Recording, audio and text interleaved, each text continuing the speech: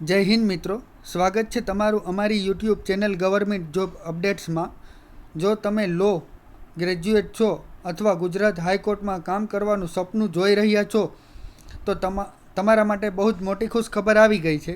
Gujarat high court દ્વારા legal આસિસ્ટન્ટની post માટે official notification બહાર પાડી દેવામાં આવ્યું છે. આજે આ વિડીયોમાં આપણે વાત કરશું કે કોણ ફોર્મ ભરી શકે, પગાર કેટલો મળશે અને પરીક્ષા ક્યારે લેવાશે. વિડીયો છેલ્લે સુધી જોજો જેથી કોઈ મહત્ત્વની માહિતી ચૂકી ન જવાય. મિત્રો, વિડીયો સારો લાગે તો વિડીયોને લાઇક કરજો, તમારા મિત્રો સાથે શેર કરજો અને ચેનલને સબસ્ક્રાઈબ કરવાનું ભૂલતા નહીં. મિત્રો, આપણે શોર્ટમાં વાત કરશું કે ગુજરાત હાઈકોર્ટ દ્વારા જે લીગલ આસિસ્ટન્ટની ભરતી નીકળી છે તેની ડિટેલ વિશેની. તો ભરતી જે છે ગુજરાત હાઈકોર્ટ તરફથી આવી ગઈ છે. પોસ્ટનું નામ રહેશે મિત્રો લીગલ આસિસ્ટન્ટની, અને જગ્યાની વાત કરીએ તો 65 જગ્યાઓ મિત્રો આમાં રહેવાની છે ટોટલ. માટે સત્તાવાર ભરતી જાહેર કરી દેવામાં આવી છે. આ તમામ વિગતો ગુજરાતીમાં જ આપણે સમજશું, જે નીચે મુજબ રહેવાની છે મિત્રો. તો પહેલાં આપણે જોશું ઇમ્પોર્ટન્ટ ડેટ વિશે કે ઇમ્પોર્ટન્ટ ડેટ શું છે. તો ઓનલાઈન અરજી કરવાની તારીખની મિત્રો વાત કરીએ તો 1 જુલાઈ 2026 બપોરે 12 વાગ્યાથી શરૂઆત થઈ ગઈ છે. ત્યારબાદ મિત્રો અરજી કરવાની છેલ્લી તારીખની વાત કરીએ તો જે 20 જુલાઈ 2026 રાત્રે 12 વાગ્યા સુધી તમે કરી શકશો. લેખિત પરીક્ષાની મિત્રો વાત કરીએ તો જો લેખિત પરીક્ષા MCQ બેઝ રહેવાની છે, જે 9 ઓગસ્ટ 2026ના દિવસે લેવામાં આવશે. ત્યારબાદ મિત્રો વાત કરીએ કે મૌખિક ઇન્ટરવ્યૂ ક્યારે હશે, તો અંદાજિત એની ડેટ આપેલી છે ઓગસ્ટ અથવા સપ્ટેમ્બરની અંદર હોઈ શકે મિત્રો. ત્યારબાદ વાત કરીએ જગ્યા અને પગાર ધોરણ, એટલે કે વેકેન્સી કેટલી છે અને સેલેરી કઈ રીતે રહેવાની છે. તો મિત્રો પોસ્ટનું નામ છે લીગલ આસિસ્ટન્ટ. કુલ જગ્યાઓની વાત કરીએ તો કુલ 65 જગ્યાઓ રહેવાની છે મિત્રો. માસિક પગારની વાત કરીએ તો 60,000 ફિક્સ પગાર રહેવાનો છે પર મંથ. નોકરીના પ્રકારની મિત્રો વાત કરીએ તો આ કરાર આધારિત ભરતી છે, એટલે કે કોન્ટ્રાક્ચ્યુઅલ ભરતી છે, પરમેનન્ટ ભરતી નથી મિત્રો. જે શરૂઆતમાં 11 મહિના માટે રહેશે અને જરૂરિયાત મુજબ વધુ 11 મહિના લંબાવી શકાય. એટલે કે એક 11 મહિનાનું તમારું ટર્મ પૂરું થાય પછી જરૂરિયાત હોય તો તમને પાછું બીજું 11 મહિનાનું ટર્મ ઓફર કરવામાં આવે. વાત કરીએ મિત્રો એલિજિબિલિટી અને એજ લિમિટની, કે લાયકાત શું રહેશે અને ઉંમર મર્યાદા કેટલી હોવી જોઈએ મિત્રો. તો શૈક્ષણિક લાયકાતની વાત કરીએ તો માન્ય યુનિવર્સિટીમાંથી કાયદાની ડિગ્રી, એટલે કે LLB 3 વર્ષ અથવા 5 વર્ષનો ઇન્ટિગ્રેટેડ કોર્સ હોવો જોઈએ. ઓછામાં ઓછા 55% ગુણ સાથે પાસ કરેલ હોવો જોઈએ.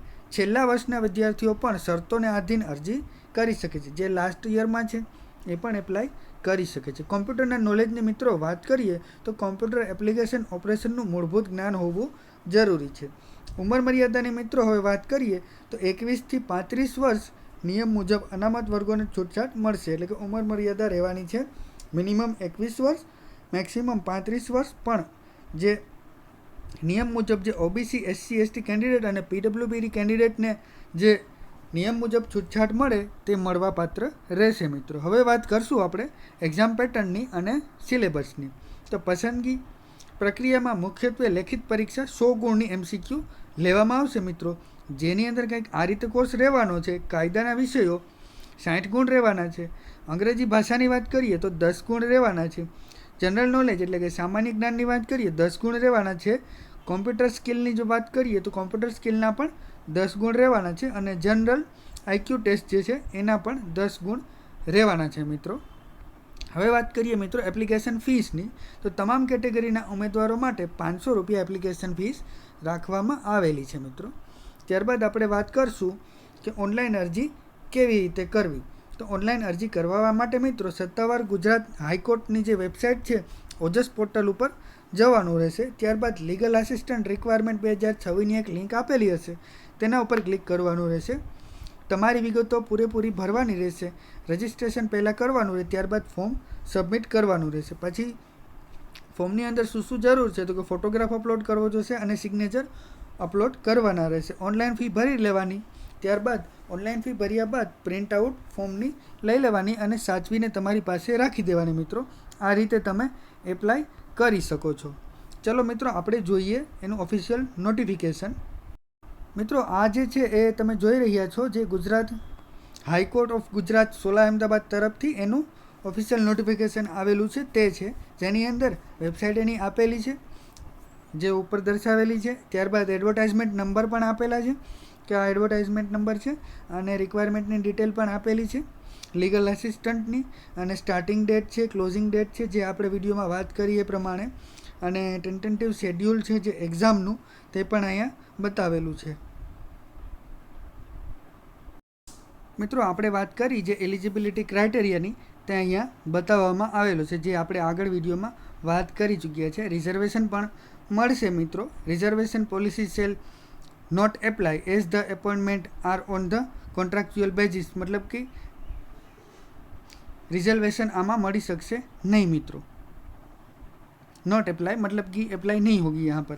टेन्यूर जे छे એ રહેવાનું છે 11 મંથનું, જે આપણે આગળ વિડીયોમાં વાત કરી મિત્રો. Fees and mode of payment આપેલું છે કે ફીસ કેટલી પેમેન્ટ કરવાની છે, તો તમારે 500 રૂપિયા ફીસ પેમેન્ટ કરવાની રહેશે મિત્રો. ત્યારબાદ મિત્રો આપેલું છે duties and responsibility of legal assistant, मतलब કે લીગલ આસિસ્ટન્ટની ડ્યુટી શું રહેશે, રિસ્પોન્સિબિલિટી શું રહેશે, શું શું કામ કરવાનું રહેશે મિત્રો. અને અધર કન્ડિશન્સ ઓફ સર્વિસ જે છે એ આપેલું છે. ત્યારબાદ નોટિફિકેશનની અંદર એક્ઝામિનેશન કઈ રીતે રહેશે તેની ડિટેલ આપેલી છે કે એક ઓબ્જેક્ટિવ ટાઈપ MCQ ટેસ્ટ રહેવાની છે જે 100 માર્ક્સની રહેશે. વાઇવા ટેસ્ટ રહેશે. ઓરલ ઇન્ટરવ્યૂ જે 50 માર્ક્સનું મિત્રો રહેવાનું છે. ઓરલ ઇન્ટરવ્યૂની ડિટેલ આપેલી છે. સિલેક્શન કઈ રીતે થાય, સિલેક્શન ઓફ કેન્ડિડેટ એ પણ ડિટેલ આપેલી છે. ડિસ્કોલિફિકેશન ઓફ એપોઇન્ટમેન્ટ કઈ રીતે થશે, એ ડિસ્કોલિફાઈ તમે થઈ શકો એની પણ બધી ડિટેલ આપેલી છે મિત્રો. અને એપ્લાય કઈ રીતે કરવું તે અહીંયા સ્ટેપ બાય સ્ટેપ ડિટેલ એની બધી આપેલી છે મિત્રો નોટિફિકેશનની અંદર. નોટિફિકેશનની જે છે એ ડાઉનલોડ કરવા માટેની લિંક જે છે એ વિડીયોના ડિસ્ક્રિપ્શનમાં આપણે આપી દીધેલી છે, ત્યાંથી તમે ડાઉનલોડ કરી શકો છો અને પૂરેપૂરું નોટિફિકેશન વાંચી શકો છો. મિત્રો તમને જો આ વિડીયો સારો લાગ્યો હોય તો વિડીયોને લાઇક કરજો, મિત્રો સાથે શેર કરજો, અને ચેનલને સબસ્ક્રાઈબ કરવાનું ભૂલતા નહીં મિત્રો. તો ચલો મળશું આગલા વિડીયોમાં. જય હિન્દ, જય ભારત.